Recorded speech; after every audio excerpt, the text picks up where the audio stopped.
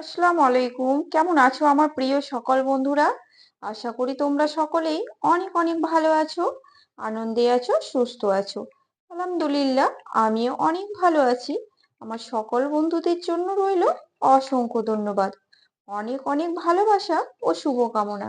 আজকে আমি তোমাদের সঙ্গে শেয়ার করতে চলেছি কিভাবে দীর্ঘদিন ধরে লঙ্কা সংরক্ষণ করে রাখা যায়, বা কিভাবে রাখলে অনেকদিন এই লঙ্কা সংরক্ষণ করে রাখতে পারবো আর একেবারে সতেজ আর টাটকা থাকবে, ফ্রেশ থাকবে। তো তার জন্য দেখো, এখানে আমি অনেকই লঙ্কা নিয়ে নিয়েছি, কাঁচা লঙ্কা একদমই ফ্রেশ। আর লঙ্কাগুলো একেবারে ধুয়ে ফ্রেশ করে নিয়েছি। এটাকে আমি 3 থেকে 4 বার একদমই সুন্দর করে ধুয়েছি, যেন লঙ্কার গায়ে কোনো রকম কোনো ময়লা না লেগে থাকে।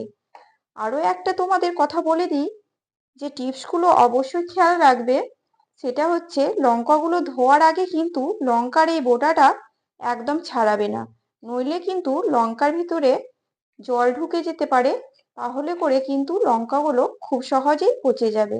তাই সব সময় চেষ্টা করবে এই লঙ্কাগুলোকে আগে ধুয়ে নিতে, তারপর কিন্তু এই লঙ্কার বোঁটাগুলোকে অবশ্যই ছাড়িয়ে ফেলতে হবে। এই লঙ্কার বোঁটাগুলো থাকলে কিন্তু খুব তাড়াতাড়ি লঙ্কাগুলো পচে যাওয়ার সম্ভাবনা থাকে। তার কারণেই দেখো, আমি লঙ্কার বোঁটাগুলোকে সবগুলো ছাড়িয়ে ফেলে দিচ্ছি। আর এখানে দেখো, কিছু লালও লঙ্কা আছে, এই লাল লঙ্কাগুলোকে বাদ দিয়ে অবশ্যই আমি নেব। এই লাল লঙ্কা যদি অধিক পরিমাণে থাকে, তাহলে করে তোমরা লাল লঙ্কাগুলোকে আলাদাভাবে কিন্তু সংরক্ষণ করতেই পারো। এখানে আমার এখানে কয়েকটা লাল লঙ্কা আছে, তাই আমি লাল লঙ্কাগুলোকে আর সংরক্ষণ করছি না। এখন আমি শুধুমাত্র এই কাঁচা লঙ্কাগুলোকে সংরক্ষণ করব। তো এখানে সব কাঁচা লঙ্কাগুলোকে আমি সুন্দরভাবে প্রথমে কিন্তু ছাড়িয়ে নেব।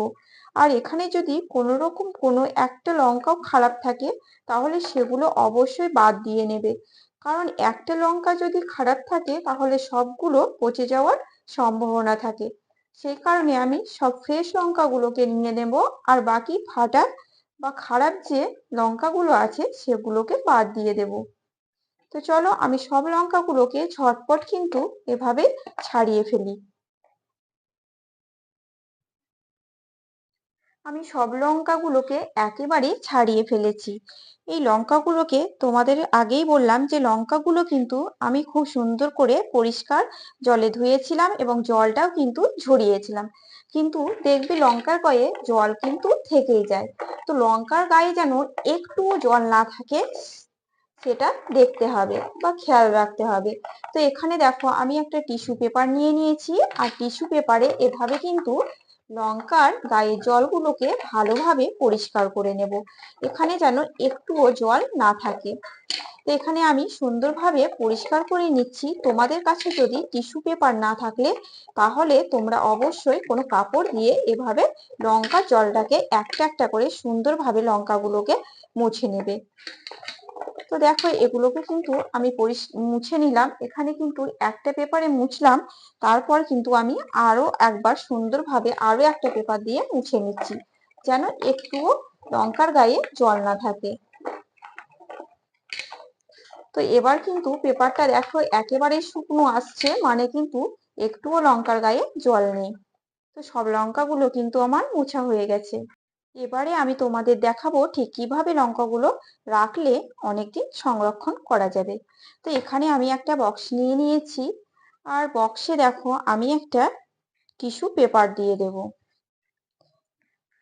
তো বক্সের ভিতরে আমি কিন্তু একটা টিস্যু পেপার দিয়ে দিলাম,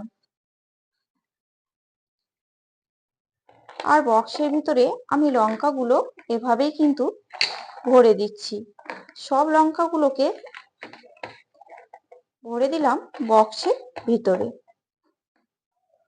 সব লঙ্কাগুলো কিন্তু আমার ভরা হয়ে গেছে। এবারে কিন্তু এখানে আমি আরো একটা টিস্যু দিয়ে দেব। এখানে কিন্তু দেখো, আমি আরো একটা টিস্যু দিয়ে দিলাম। তারপর কিন্তু এটাকে আমি ভালোভাবে ঢাকনাটা লাগিয়ে সেট করে ফ্রিজে রেখে দেব। এটাকে তোমরা নর্মাল ফ্রিজে বা ডিপ ফ্রিজে রেখে দিতে পারো, তাতে করে দীর্ঘদিন কিন্তু এই কাঁচা লঙ্কা সংরক্ষণ থাকবে। আমি আরো একটা টিপস দিচ্ছি, যেটা হচ্ছে এরকমই একটা ক্যারি নিয়ে নিতে পারো।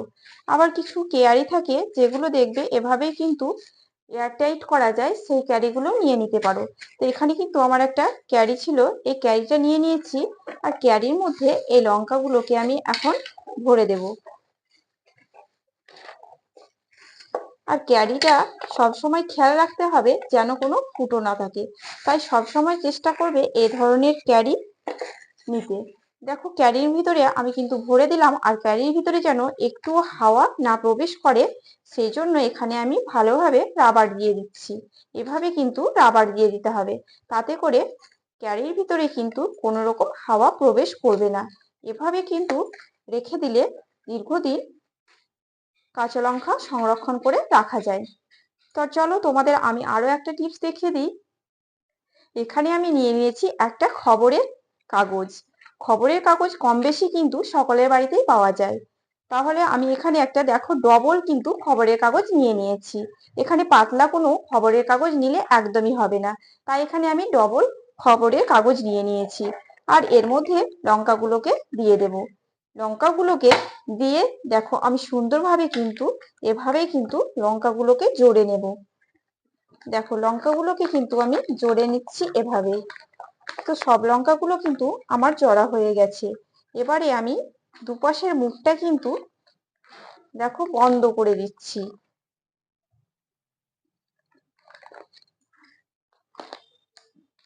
তো এই দুপাশের মুখটাকে কিন্তু ভালোভাবে দুমড়িয়ে বন্ধ করে দিতে হবে, তাহলে করে এর মধ্যে কিন্তু কোনো জল প্রবেশ করবে না, আর লঙ্কাগুলো একদমই সতেজ আর সুন্দর থাকবে। একেবারে ঠিক যেমন কিনেছিলে তেমনই থাকবে। তো আমি দেখো দুই দিকের মুখটাকে এভাবে বন্ধ করে দিলাম। এবারে এটাকে তোমরা নর্মাল ফ্রিজে রেখে দীর্ঘদিন সংরক্ষণ করতে পারবো এভাবে লঙ্কাগুলোকে। আর এটাকে চাইলে তোমরা একটা ক্যারির মধ্যে ভরে কিন্তু রেখে দিতে পারো।